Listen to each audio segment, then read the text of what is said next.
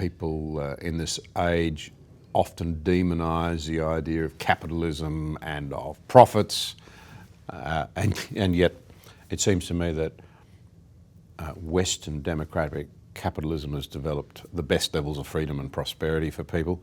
It's not laissez-faire though, is it? It's not as if it's really let it rip. That's not the way we do things in Australia. So how would you describe our system?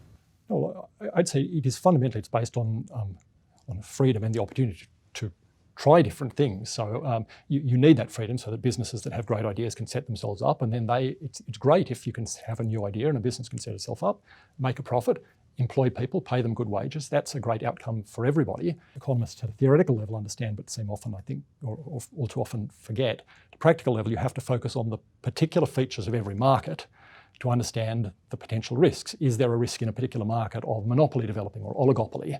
We see this particularly, I think, in the sort of outcomes that have developed in the electricity market, where we've had, for a raft of reasons, really disastrous outcomes develop over the last 15 years, which have been very damaging both to businesses and to households in terms of escalating electricity and gas prices. But that's a core example where you have to look at this particular structure of the market and the risks that develop.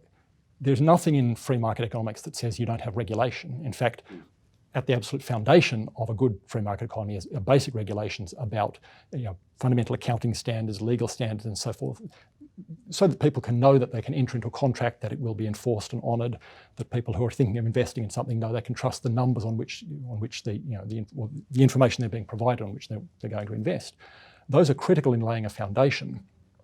So there's no sense in which it's just anything goes. That's not what capitalism or free market economics is about. It's rather saying we should try to provide those basic foundations, and then, as best as possible, however, leave it to people to figure out their own arrangements and to work out what works best, because apart from anything else, that's how you get productivity, that's how you get innovation, that's how you get development.